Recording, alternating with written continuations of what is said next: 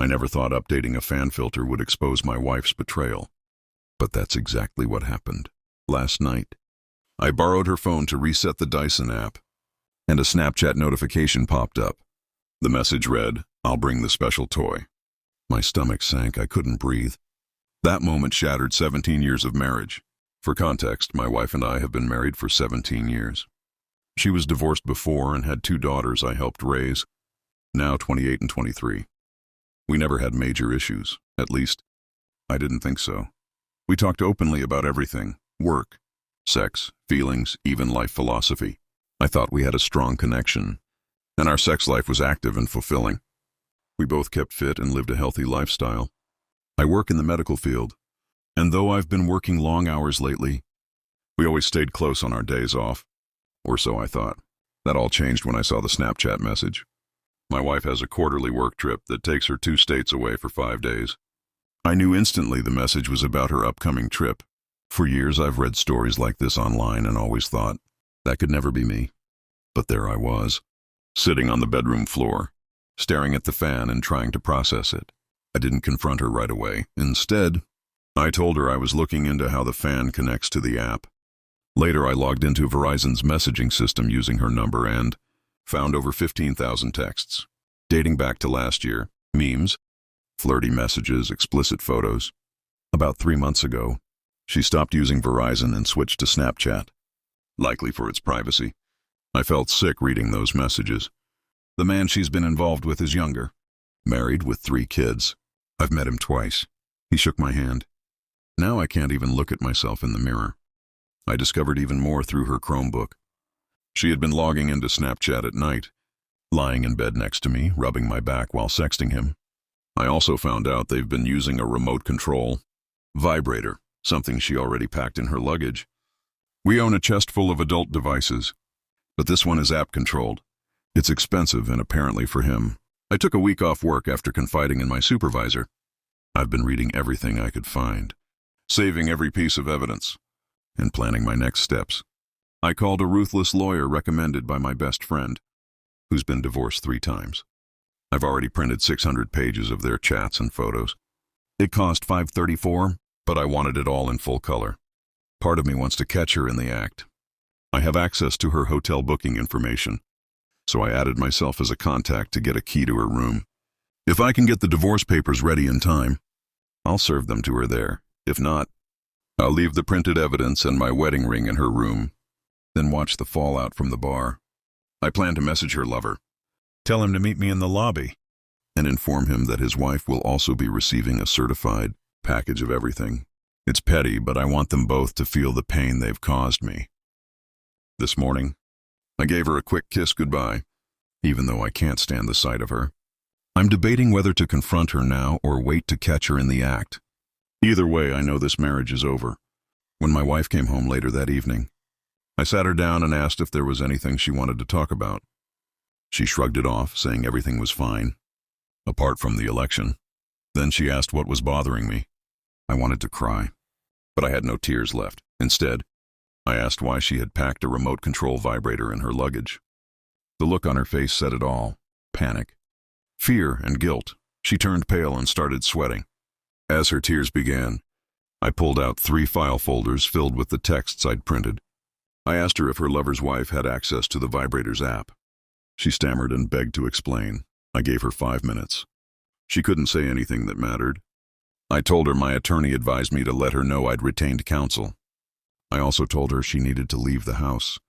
She screamed that it was her house too, but I calmly told her she could either leave or I would tell everyone about her affair, including the daughters we raised. I said she had one choice and she broke down. I pulled up Facebook on my phone and showed her lover's wife's profile. I said, "Do you want to tell her? Or should I?" She cried harder and pleaded, saying it wasn't supposed to go this far and that she still loved me. Then came my personal favorite: "You can't do this." I replied, "Looks like I just did," as I sent a message to her lover's wife with all the evidence. I apologized in the message for what I was about to share, but explained that I felt she deserved to know the truth. I started reading excerpts from the texts out loud to my wife. Things like, "You feel so much more intense than any other woman I've ever been with." She just sat there sobbing. As I flipped through the pages, she begged me to focus on us, claiming our marriage could survive her mistake. I told her that she'd thrown away 17 years of trust and love, and I would never forgive her. I'm still debating whether to report her to HR. She violated company policies by using a work phone for sexting and discussing sensitive client information in unsecured messages with her lover. My lawyer encouraged me to stay calm and avoid Hollywood-style confrontations at a hotel bar. She explained that it would look immature and wouldn't help my case. So while I fantasized about high drama, I realized it wasn't the right move. Instead, I'm focusing on following through with the divorce. My lawyer explained there are two paths, contested or uncontested. I've decided to give her no choice but to leave our marriage. I feel both numb and filled with rage. The house feels quiet, except for her crying in the guest room. I told her not to come back after her work trip. I still have to call the daughters I helped raise and tell them what's happening. They're adults now, but I don't know how to handle this conversation. The thought of notifying them feels almost as painful as the betrayal itself. By Saturday morning, 2 days after discovering the affair, I felt completely broken. I had only slept a few hours, and my thoughts had turned dark. I couldn't stop thinking about what my life had become. While making breakfast, she came into the kitchen and asked if I could make her some food, too. Without a word, I threw my plate in the trash. I went to the record player and blasted music from my youth. Drowning out any chance of a conversation, I spent the rest of the day reading through every page of their messages, torturing myself with every detail. It hurt, but I couldn't stop. By the afternoon, I had moved on to breakup songs. That's when she approached me again, this time indignant. She asked what the point was of notifying her lover's wife. I stared at her for what felt like an eternity, and finally said, "At least she gets the chance to make an informed decision about her future. You took that choice away from me." That must have struck a nerve because she crumbled, sobbing on the couch. She asked what else I was planning to do. I told her, "I'm going to ruin your life and make sure you feel just a fraction of the pain you caused me." I demanded she open her phone and show me everything. She refused, saying it didn't matter because I'd only hold it against her. I told her that the part of me that needed closure wanted to see it all, but she still wouldn't do it. She went to the guest bedroom instead. That evening, I found her HR paperwork and saw that her company had a corporate compliance hotline. I called and left a detailed message, reporting how she and her lover had exchanged sensitive client information using unsecured messaging apps. I also reported that she was his acting supervisor on 2 projects, which aligned with the time frame of their affair. Lastly, I told them they had sent explicit photos and videos through work-subsidized devices, violating company policy. I've always seen myself as a peaceful and rational person, but this has brought out an anger in me I didn't know existed. It scares me. I know that eventually I'll have to forgive her, not for her sake, but for mine. But right now, I don't know if I'm capable of that. On Sunday, I decided to visit her daughters. I've helped raise them since they were 11 and 6, but our relationship has always been complicated. The older one has always kept me at arm's length. I've tried to be a father figure, but I know I've always been mom's husband to them. The younger one is friendlier, but when they're together, there's always a wall between us. I left early in the morning and arrived at their condo. Around 8:45 a.m., I brought coffee and pastries. They were immediately worried when I showed up unannounced. I told them everything, how their mother had betrayed me, and what it meant for our family. They were disappointed in her, but I reassured them I wasn't asking them to choose sides. I told them it was okay if they didn't want a relationship with me moving forward. I'd be sad, but I'd understand. What mattered most to me was that they stayed in touch with my parents, who adore them. By the time I left, I felt a small weight lift off my shoulders. But on the drive home, the reality of losing the life I built with them hit me again. I stopped at my best friend's house, and for the first time in days I cried. When I finally returned home, I saw that my wife had been blowing up my phone while I was gone. I ignored every message. I had nothing left to say to her. Monday morning, I noticed her car in the driveway. She had called in sick and skipped her work trip. She made breakfast and asked me to sit down and eat with her. I sat silently. She asked how the food tasted, and I said, like nothing. I told her I've barely been able to feel anything since this all began, except bitterness and anger. She started crying and said our oldest daughter had called her the day before, telling her how hurt and disappointed they were in her. Hearing that made me laugh, not a genuine laugh, but a bitter, manic one. I said, "Oh, now you feel bad? You destroyed my life, and now you want pity?" I grabbed the bottle of scotch we'd saved from our wedding, a bottle we sipped from every anniversary as a symbol of how time and patience made things better. I chugged what was left and told her she didn't deserve any. Then I started pulling every picture of us off the walls and placed them on the kitchen table. She left the house in tears. Later, I signed the divorce papers my attorney sent over. She'll be served within 10 days. That evening, I got a message from the other man's wife. She thanked me for sharing the evidence, though it was painful. She found messages and videos of her husband with other women and kicked him out. She's meeting with a lawyer soon. When my wife came home, she saw the pile of photos and started sobbing again. She begged me to talk to her. I asked her why she did it. Her only answer was, "I don't know." That infuriated me even more. The next morning, I woke up hungover and couldn't even look at myself in the mirror. I felt hollow, disgusted, and lost. It was Tuesday, 5 days after discovering her betrayal, and I had my first therapy session. As I left for the appointment, my wife followed me, asking where I was going. I told her I was going to therapy because I needed help dealing with the emotional trauma of realizing I'd wasted most of my life on someone who couldn't even give me a reason for why she cheated. I was loud and upset, and my new therapist saw the exchange. When I got inside, I broke down. It was a 2.5-hour session where I vented everything: my anger, humiliation, fear, and deep sadness. I told him about the suicidal thoughts I'd been having and admitted that I felt like a ship without a rudder. Last week, I felt like a complete man with goals and a partner to face life's challenges.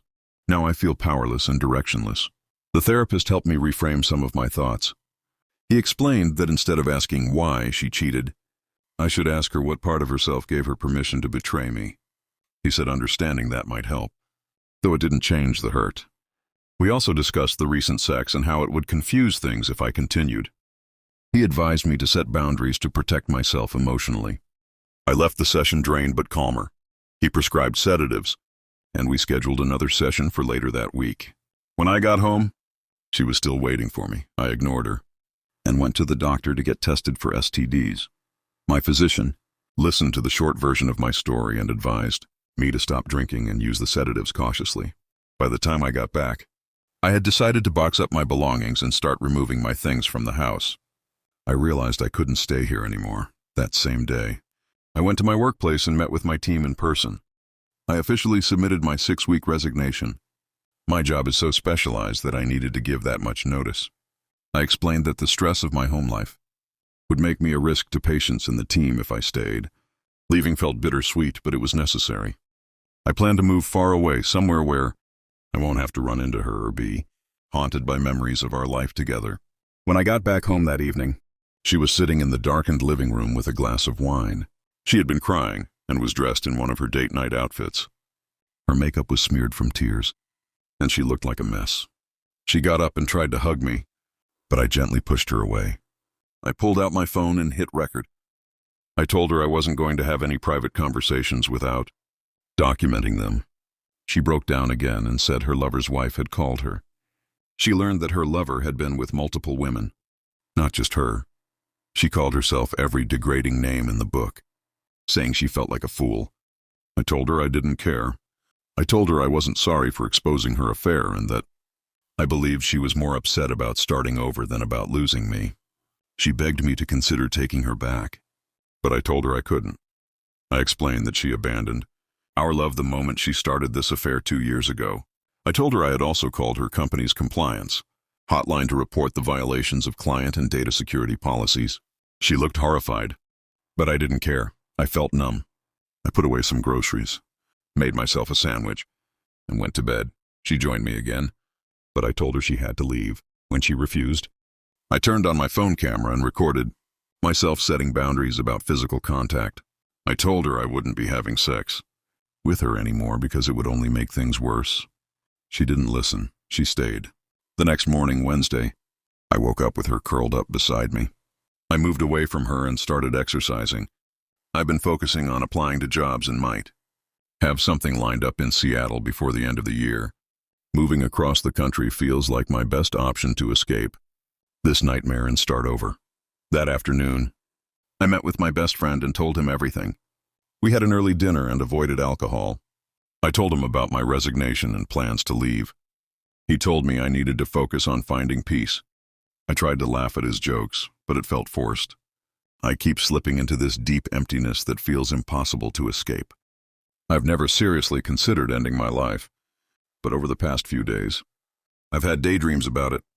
I told my therapist about those thoughts during our session the next day. At home, my wife has been spending her time at the library, reading relationship books and looking for ways to fix what she broke. I've been reading material on surviving infidelity. She also received a call from work about her HR investigation. From what I overheard, it didn't sound good. That night, she got into bed with me again. I told her about the boundaries we'd discussed in therapy, but she started crying, saying she deserved whatever punishment I wanted to give her. She begged me to stay, but I know reconciliation isn't an option. I hate her, but I also feel pity for her. It's exhausting to feel so many conflicting emotions at once. Thursday morning, I woke up with her spooning me again. I stayed still for a while, listening to her breathing change as she woke up. I could feel her staring at me, without turning around. I asked her what her meeting at work was about. She said it was with HR and she expected it to go badly. I replied, "Yeah, that sounds about right." She asked me what she could do to fix things between us. I told her nothing. She offered me an open marriage, saying I could see other people while she stayed faithful to me. I laughed and said, "No, I don't trust you." She quietly admitted that was fair. We had the entire conversation with me facing away from her. It was easier than looking at her. She asked me what she had done to make me so unhappy that I would stop loving her. I told her it wasn't about me being unhappy. I reminded her that I was a great husband, by her own words, and still, that wasn't enough for her. She started crying again and said she didn't realize how much damage she'd done until I confronted her. She said the affair had been about the thrill, that she got addicted to the rush of it. She admitted that she had ignored the consequences until it was too late. I got out of bed and made breakfast for both of us. After we ate, I went to see my therapist. I told him about my resignation, my plan to move, and the suicidal thoughts I'd been struggling with. He listened without judgment and reminded me to slow down and process everything step by step. I told him about my mixed feelings toward her and how every conversation with her just left me feeling more drained. The session was only an hour, but it left me feeling calm, like nothing mattered anymore. Everything just was. When I got home, she was sitting in the living room. She told me she had been fired after her HR meeting for breaching protocol and violating data security policies. I shrugged and said, "That's too bad." She then told me her lover had also been fired. I said, "Good." She admitted she hadn't spoken to him since this all began, claiming she wanted nothing to do with him anymore. I asked her why not, since they were both free now. I told her she could fly to him and have all the fun she wanted. She swore I was the only one she wanted. I shook my head and told her, "You had all of me, and it still wasn't enough." I reminded her of all the compromises I had made over the years. I gave up going to medical school so I could marry her. I didn't want children, but I accepted her daughters because they were part of her. I told her I did those things because I believed in us, but now I see that I misplaced my trust and love in someone who didn't deserve it. I told her that if I could go back in time, I would tell my 26-year-old self to walk away from her. She kept asking what she could do to make things right. I told her I would never love her again, and at best, I could see her as nothing more than a sex toy. I said she no longer factored into my plans or my thoughts. I told her it had only been a week ago, that she was the first person I thought of when I woke up and the last person I thought of before I went to sleep. Now it hurt too much to even think about her. I'm done with this. I've been trying to let go, but the memories of what she did keep replaying in my head. I've been reading stories from others who've gone through this, and it helps to know I'm not alone. But I'm still confused about what I want. I doubt I'll ever feel 100% certain about anything with her again. For now, I'm continuing therapy. I've scheduled bi-weekly sessions for the next 4 years. My therapist keeps reminding me that I need to focus on finding peace, and I'm trying, but every time I think I'm moving forward, I feel that emptiness pull me back. I just want to feel like myself again.